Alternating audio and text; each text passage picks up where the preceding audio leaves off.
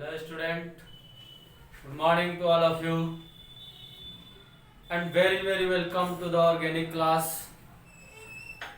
आज हम लोग फिर एक नए लेक्चर के साथ नए सिलेबस के साथ उपस्थित हैं। आप लोगों का इस ऑर्गेनिक लेक्चर में बहुत स्वागत है। Very welcome to the organic class. I hope जो भी पिछले क्लास में मैं बताया था प्रॉपर्टी के बारे में बेसिकली बहुत ही ज़रूरियात चीज़ें थी, बहुत इम्पोर्टेंट चीज़ें थी। उसमें एक और चीज़ हम लोगों ने डिस्कस किया था कि पोलर मॉलिक्यूल्स क्या है, नॉन पोलर मॉलिक्यूल्स क्या है। ये सब चीज़ों को हम लोगों ने उसमें ऑलरेडी डिस्कस कर चुका था। पोलैरिटी के बारे में मैंने कुछ थोड़ा सा बताया था कि वह फोर्स जिसके द्वारा कोई भी एटम इलेक्ट्रॉन को अपने तरफ आकर्षित करते हैं, इलेक्ट्रॉन को अपने तरफ खींचते हैं, तो वैसे फोर्स को बोला जाता है पोलैरिटी ऑफ दैट एटम। उस एटम का उससे क्या बोला जाता है, अब पोलैरिटी बोला जाता है, ध्रुवीयता बोला जाता है। ठीक है, तो यहीं तक हम लोगों ने डिस्कस किया था और फिजिकल प्रॉपर्टी हम लोग स्टार्ट कर रहे थे। फिजिकल प्रॉपर्टी हम लोग स्टार्ट किए थे जिसमें हम लोगों ने चार पॉइंटें भी देखी थी, चार बिंदुओं पर भी चर्चा किया था, चार बिंदुओं को भी हम लोग जाने थे। तो ठीक है, आज हम लोग जो है उस सिलेबस से आगे देखेंगे और आई होप ये सारी चीजें आप लोगों को समझ में आ रहा होगा, क्योंकि बहुत ही डिटेल्स में जाके बताया जा रहा है, बहुत ही स्लो मोशन में बताया जा रहा है, स्लो स्पीड से बताया जा रहा है। तो आई थिंक ये सभी चीजें आपको समझ में आना चाहिए, ये सभी बात आपको समझ में आना चाहिए। तो आज हम लोग देखेंगे बेसिकली कि उसके फिजिकल प्रॉपर्टी को खत्म करेंगे, फिर हम लोग थोड़ा सा उसके जो केमिकल प्रॉपर्टीज है उस पे आएंगे। ठीक है, तो आज स्टार्ट हम लोग करते हैं lecture 18। Lecture 18, lecture number 18।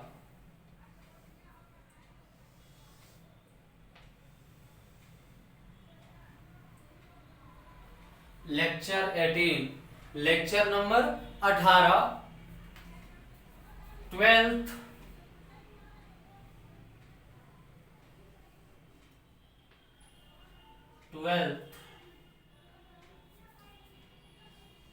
Organic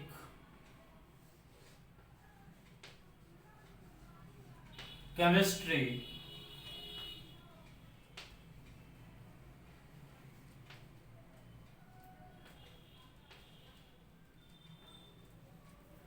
twelfth organic chemistry, कार्बनिक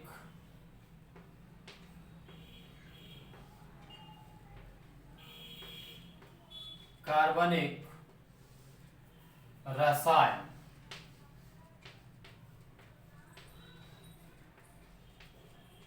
क्या देख रहे हैं स्टूडेंट हम लोग, कार्बनिक रसायन।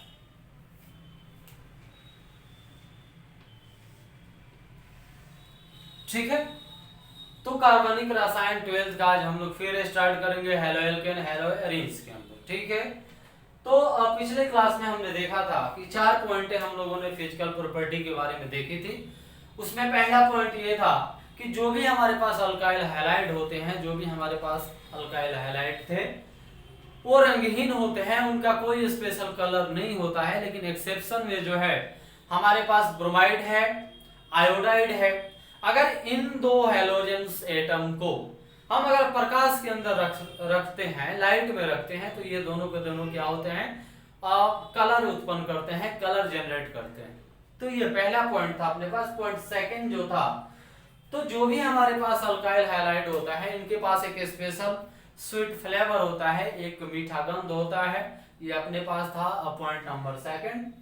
पॉइंट थर्ड में हम लोगों ने देखा था कि अगर कोई अल्काइल हैलाइड है और उसमें कार्बन की संख्या 1 है तो उसका जो स्टेट होगा, उसका जो अवस्था होगा वह गैसीय होगा।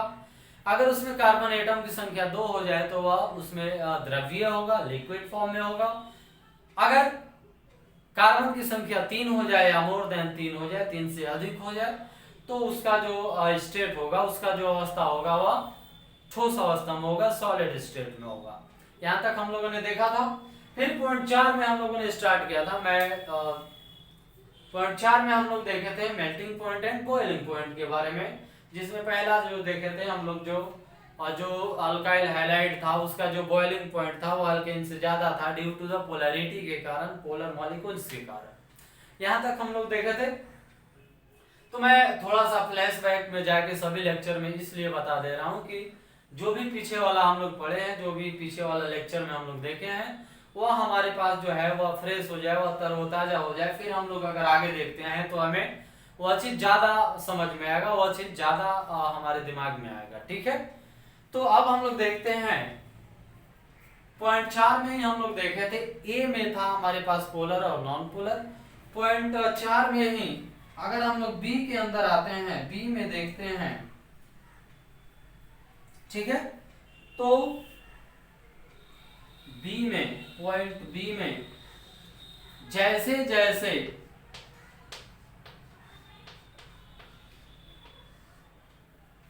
जैसे जैसे अल्काइल हैलाइड या अल्काइल ग्रुप बढ़ते जाता है, बढ़ते जाता है,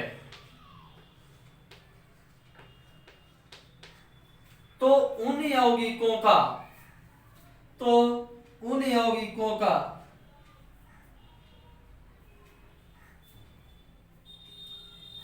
तो उन मॉलिक्यूल्स का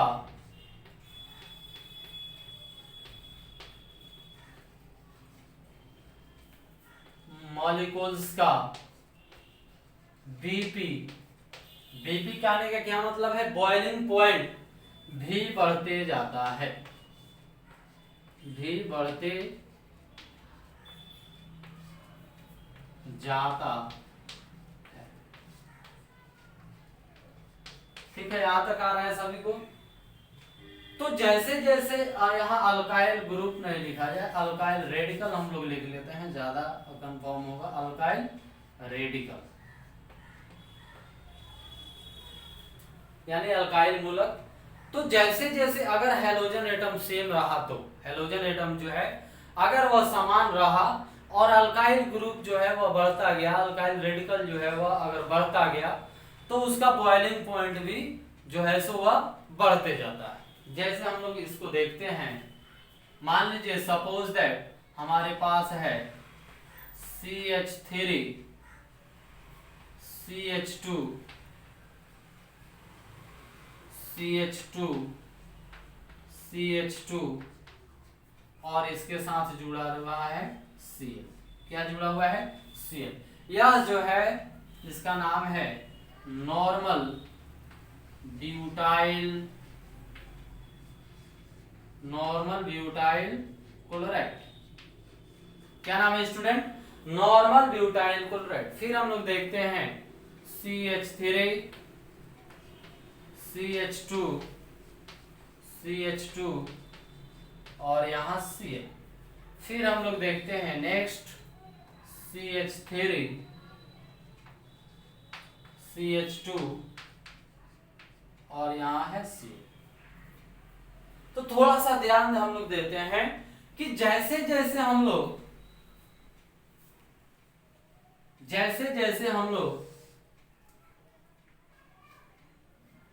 राइट से लेफ्ट की ओर आ रहे हैं, जैसे जैसे हम लोग राइट से लेफ्ट की ओर आ रहे हैं, तो यहां कितना कार्बन है? 2। यहां कार्बन कितना है अपने पास? 3। और इस एटम में एटम की संख्या कितना है इस मॉलिक्यूल्स के अंदर? 4। तो जैसे जैसे हम लोग लेफ्ट से राइट की ओर आ रहे हैं, तो कार्बन की संख्या क्या हो रही है? घटती जा रही है। यानी लेफ्ट से राइट की ओर अगर हम लोग जा रहे हैं तो कार्बन की संख्या क्या हो रहा है? घटते जा रहा है। अगर अल्काइल रेडिकल क्या हो रहा है? घटते जा रहा है। यानी alkyl radical alkyl radical decreases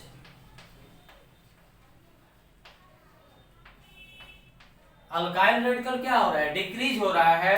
it means इस कंपाउंड में बीपी का जो वैल्यू हो रहा है वह भी क्या हो रहा है, डिक्रीज हो रहा है।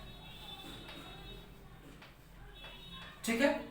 अगर हम लोग बात करें अगर हम लोग राइट से लेफ्ट की ओर जा रहे हैं, कहां जा रहे हैं, राइट से लेफ्ट की ओर आ रहे हैं, यहां पे ऐसे लिख सकते हैं। अगर हम लोग मान लीजिए सपोज दैट हम लोग राइट से कहां आ रहे हैं, लेफ्ट की ओर आ रहे हैं, तो यहां पे जो है अल्काइल रेडिकल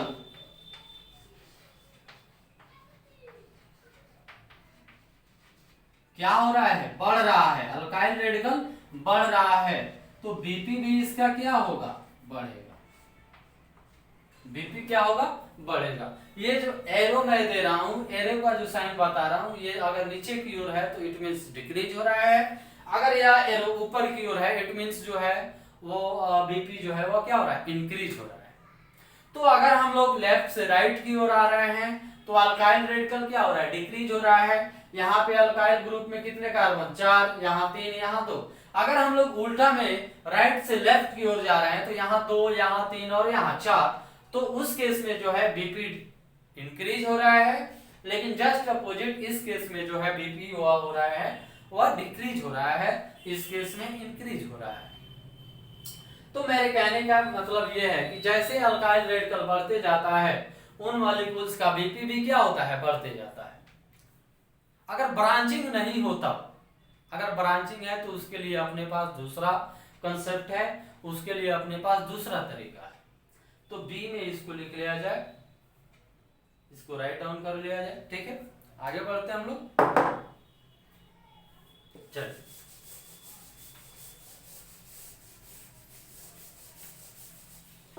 अब अगर जो है अल्काइल ग्रुप सेम हो लेकिन उसमें हैलोजन एटम जो है वो अगर चेंज हो रहा हो तो उसका बीपी कैसे इंक्रीज होगा, उसका मेल्टिंग पॉइंट कैसे इंक्रीज होगा, कैसे डिक्रीज होगा, इस बात को अब हमें समझना है। इसको लिखा जाए पॉइंट सी। पॉइंट सी के अंदर अब हम लोग देखते हैं पॉइंट सी। ठीक है,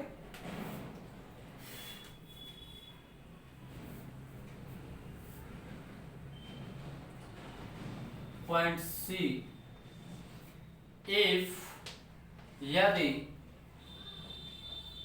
अल्काइल ग्रुप सेम या अल्काइल रेडिकल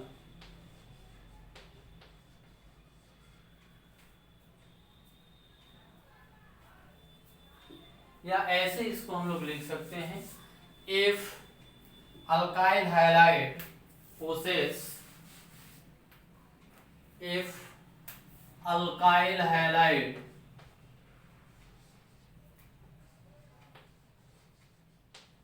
पोसेस मतलब क्या, रखना।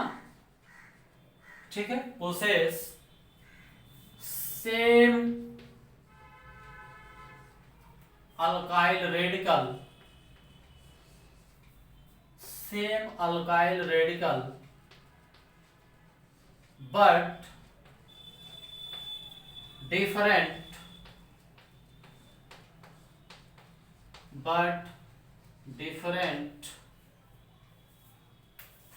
halogen atom, but different halogen atom।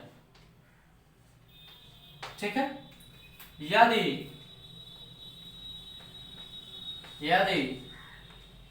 Alkyl halide में सेम अल्काइल मूलक हो या समान अल्काइल मूलक हो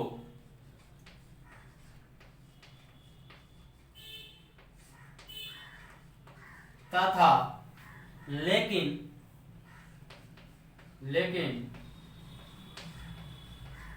लेकिन भिन्न हैलोजन हो, भिन्न भिन्न हैलोजन।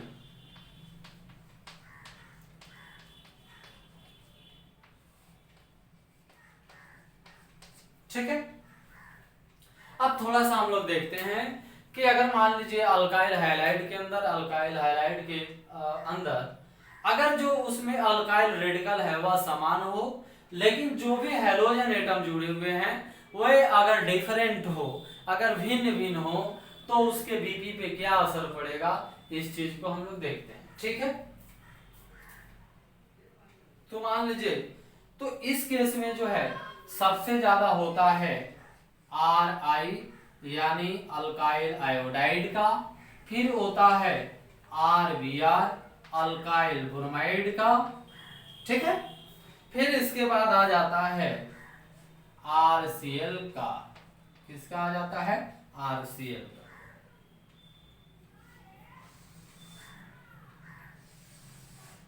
ये अपने पास क्या है? फॉर्मूला है।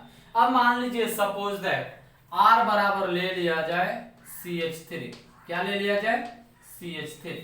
तो हो जाएगा CH3 I, फिर इसके बाद आ जाएगा CH3 Br, देन लास्ट में आ जाएगा CH3 और Cl।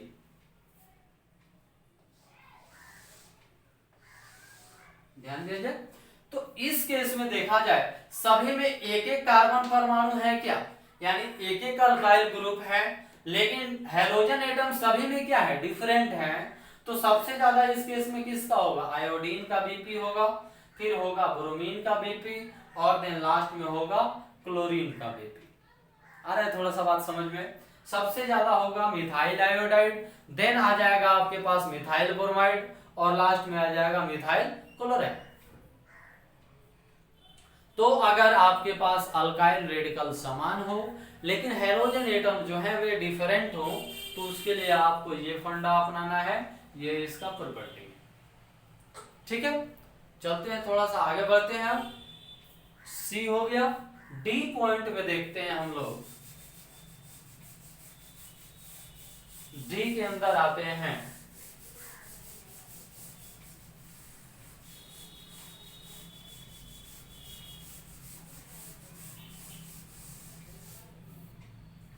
डी के अंदर आते हैं हम लोग डी पॉइंट में।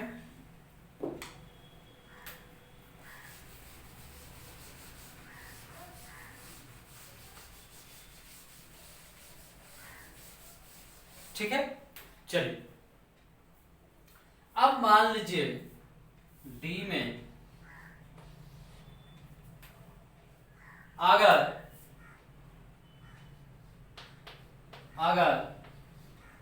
अल्काइल हैलाइड में, अगर अल्काइल हैलाइड में ब्रांचिंग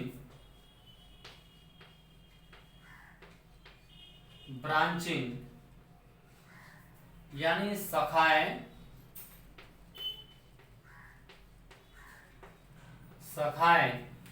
बढ़ती जाए,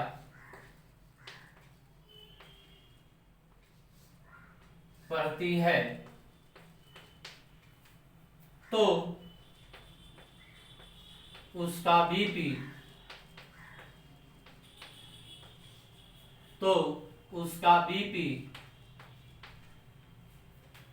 घटते जाता है,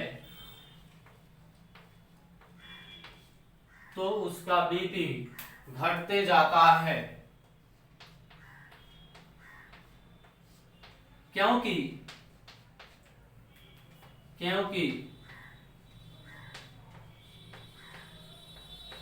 सरफेस एरिया,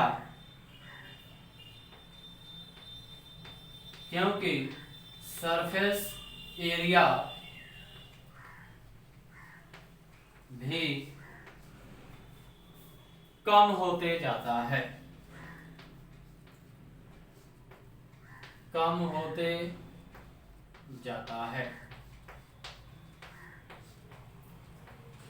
ठीक है, देखा जाए अगर किसी भी अल्काइल हैलाइड के अंदर अगर ब्रांचिंग बढ़ते जाए तो उसका जो सरफेस एरिया है वह क्या होगा, कम होते जाएगा, और साथ ही साथ उसका जो बॉइलिंग पॉइंट होता है वह भी क्या होता है, कम होते जाता है, क्योंकि मॉलिक्यूलर एसोसिएशन जो है वह होता है डेंस होते जाता है, घना होते जाता है। ठीक है, तो इस पॉइंट को पहले लिखिए आप लोग।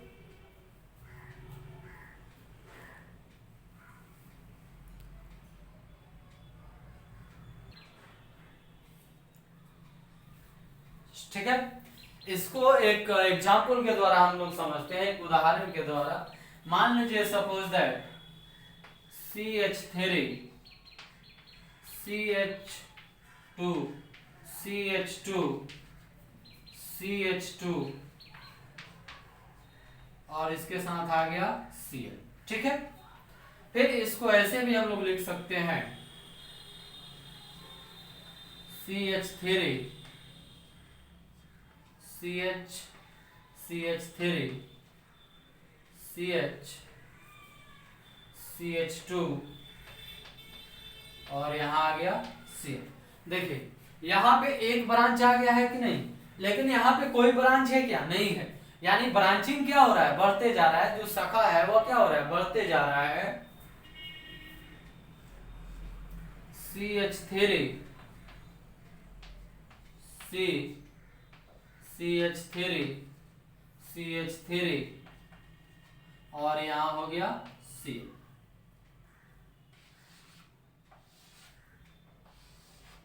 देख इसमें कोई ब्रांच है क्या, इसके जो अल्काइल ग्रुप्स हैं, जो अल्काइल रेडिकल हैं, इसमें कोई ब्रांच है क्या, कोई शाखा है क्या, नहीं है। लेकिन देखते हैं इसमें एक शाखा है और इसमें दो शाखा हो गया है, यानी जैसे जैसे हम लेफ्ट से राइट की ओर जा रहे हैं।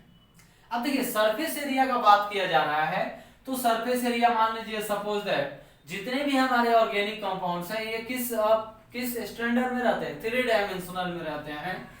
तो यह इतना एरिया ना कवर करेगा, लेकिन यह तो इतना ही एरिया कवर करेगा और या उससे भी कम एरिया कवर करेगा। यानी जो सरफेस एरिया है, जो इसका सरफेस जो वॉल्यूम है वह क्या होता जा रहा है, घटते जा रहा है। इट मींस उसका बीपी भी क्या होगा, घटते जाएगा, क्योंकि सरफेस एरिया क्या हुआ, घटते चला गया। तो जैसे जैसे हम लेफ्ट से राइट की ओर जा रहे हैं, जो इसका बीपी है वह क्या हो रहा है, वह डिक्रीज हो रहा है। डिक्रीज का क्या मतलब है, घटना, वह क्या हो रहा है, डिक्रीज हो रहा है। यानी कहीं पे अगर आपको मिल जा रहा है कि ब्रांचिंग अगर बढ़ रहा हो अल्काइल हैलाइड के अंदर, तो उसके बीपी पे क्या असर पड़ेगा, तो उसका बीपी क्या हो जाएगा, कम होते जाएगा। क्यों, क्योंकि उसका सरफेस एरिया भी घटते जाएगा। तो ये अपने पास था एमपी और बीपी के बारे में। अब हम लोग देखते हैं इसके आगे कि इसका सॉल्युबिलिटी क्या होता है अल्काइल हैलाइड का। इसको लिख लीजिए आप लोग। चलिए इसके सॉल्युबिलिटी पे क्या असर पड़ेगा, इसकी घुलनशीलता पे क्या असर पड़ेगा। चलिए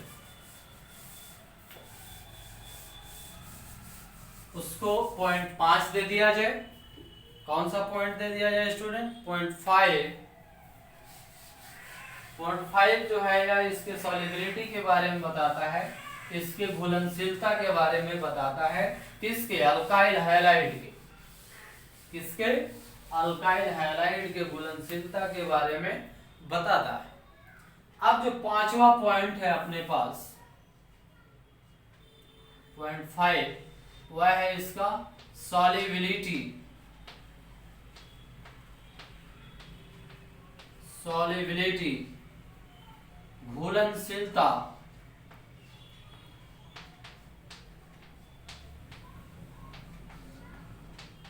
घुलनशीलता।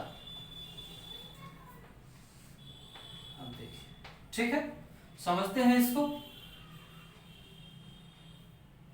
देखिए अल्काइल हैलाइड जो है या किस नेचर का होता है, या पोलर होता है। क्या होता है, पोलर होता है। और जो हमारे पास जल है, कहाँ घुल रहा है, जल के बारे में घुलनशीलता का चर्चा कर रहे हैं हम, यानी अल्काइल हैलाइड कहाँ घुल रहा है, जल में।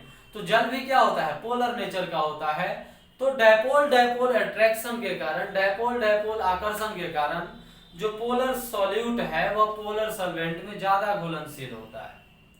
तो यह जो है बहुत बढ़िया से घुल जाता है किसमें, जल में, क्योंकि जल भी क्या है, एक पोलर नेचर का है और अल्काइल हैलाइड भी क्या है, पोलर नेचर का है। तो डायपोल डायपोल अट्रैक्शन के कारण जो अल्काइल हैलाइड है वह कहाँ घुलनशील होता है, जल में अच्छा से घुलनशील होता है। तो इसके डेफिनेशन को हम लोग क्या लिख सकते हैं, अल्काइल हैलाइड, अल्काइल हैलाइड जल में, अल्काइल हैलाइड जल में घुलनशील, अल्काइल हैलाइड जल में घुलनशील, घुलनशील होता है, घुलनशील होता है, क्योंकि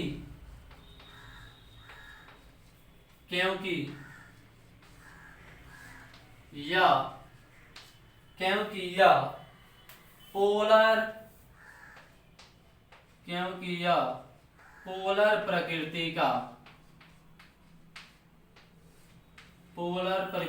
का होता है। अर्थात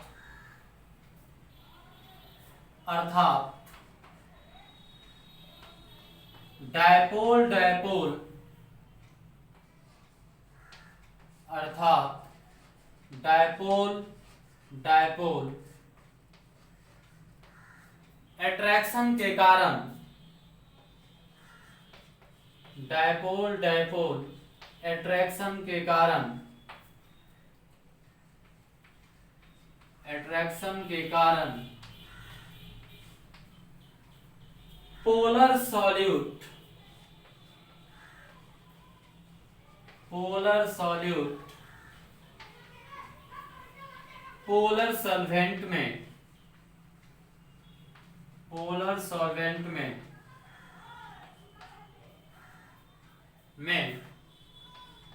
अधिक घुलनशील, अधिक घुलनशील होता है, अधिक घुलनशील होता है। क्या लिखा हमने कि अल्काइल हैलाइड जल में घुलनशील होता है क्योंकि यह पोलर प्रकृति का होता है। किस प्रकृति का होता है, पोलर प्रकृति का। अभी हम लोगों ने पिछले क्लास में देखा था कि पोलर क्या है, नॉन पोलर क्या है। तो पोलर प्रकृति का होता है, अर्थात डायपोल डायपोल अट्रैक्शन के कारण जो हमारे पास नॉन पोलर सॉल्वेंट है, पोलर सॉल्यूट है, वह पोलर सॉल्वेंट में जो है ज्यादा घुलनशील होता है, ज्यादा विलय होता है। अब देखिए सॉल्यूट सॉल्वेंट, दो चीजें हम लोगों को मिला है यहाँ पे, एक मिला है सॉल्यूट और एक मिला है सॉल्वेंट, सॉल्यूट सॉल्वेंट। अब देखिए जैसे हम लोग चीनी और पानी का घोल बनाते हैं कि नहीं, तो जो चीनी है वह एज अ सॉल्यूट है, यानी विलेय, क्या है, विलेय है। और जो जिसमें वह मिल रहा है वह क्या है, विलेयता, यानी सॉल्वेंट। और दोनों का जो मिक्सचर हमारे पास तैयार हुआ दैट इज कॉल्ड सॉल्यूशन।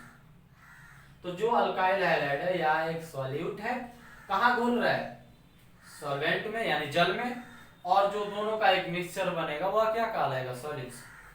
तो इसको एग्जांपल से एक हम लोग समझते हैं। जैसे मान लीजिए RX ये हमारे पास क्या है, एक अल्काइल हैलाइड है।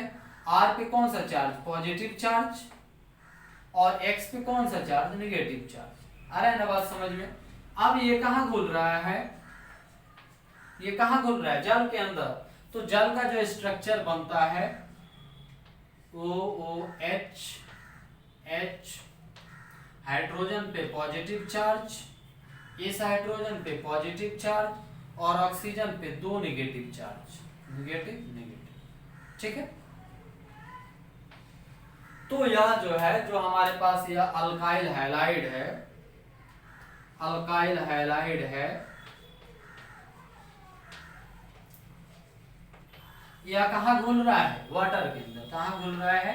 वाटर के अंदर। चूंकि यह भी पोलर नेचर का होता है, और जो हमारे पास वाटर है यह भी किस नेचर का होता है? पोलर नेचर का होता है। तो due to the dipole dipole attraction a polar solute is completely soluble in polar solvent. यानी जो सॉल्यूट होता है वह बहुत अच्छा से घुल जाता है किसमें?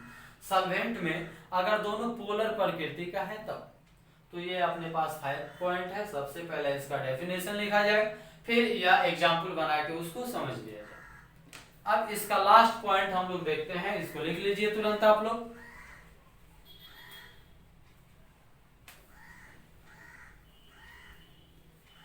इसका लास्ट पॉइंट है डेंसिटी। इसका लास्ट पॉइंट जो है वह है अपने पास डेंसिटी।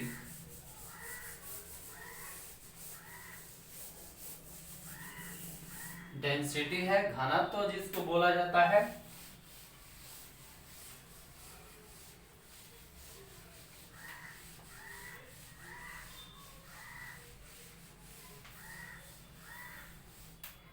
घनत्व डेंसिटी 6 नंबर है। डेंसिटी घनत्व। तो अगर अल्काइल हैलाइड सेम है तो सबसे ज्यादा होता है आयोडीन का, फिर होता है ब्रोमीन का, और लास्ट में होता है क्लोरीन का। ठीक है, इसको बना लिया जाए। इसमें कुछ लिखने वाली बात नहीं है, उसी चीज को लिखा जाएगा कि सबसे ज्यादा आयोडीन का होता है, फिर होता है ब्रोमीन का, देन लास्ट में होता है क्लोरीन का। सो स्टूडेंट, आज का जो लेक्चर है वह यहीं तक रखा जाए, यहीं तक समाप्त किया जाए इसको। आज हम लोगों ने चर्चा किया इसके फिजिकल प्रॉपर्टी के ऊपर। जो हमने 6 पॉइंट देखा वो बहुत इंपॉर्टेंट है। इसको आप लोग ध्यान से बैठकर एक बार इसको पढ़िएगा। जहां भी समझ में नहीं आएगा आप कमेंट के द्वारा हमें अवेयर करा सकते हैं, हमें बता सकते हैं। मैं फिर उस चीज को एक बार यहाँ पे डिक्टेट करूंगा और उसको अच्छा से समझ सकते हैं हम लोग। ऐसे बहुत आराम से पढ़ाया हूँ, बहुत स्लो मोशन में पढ़ाया हूँ, इस समझ में आना चाहिए आपको। तो आज के लेक्चर को यहीं तक स्टॉप किया जाए। बहुत बहुत धन्यवाद, thank you, best of luck, पढ़ते रहिए ऑर्गेनिक।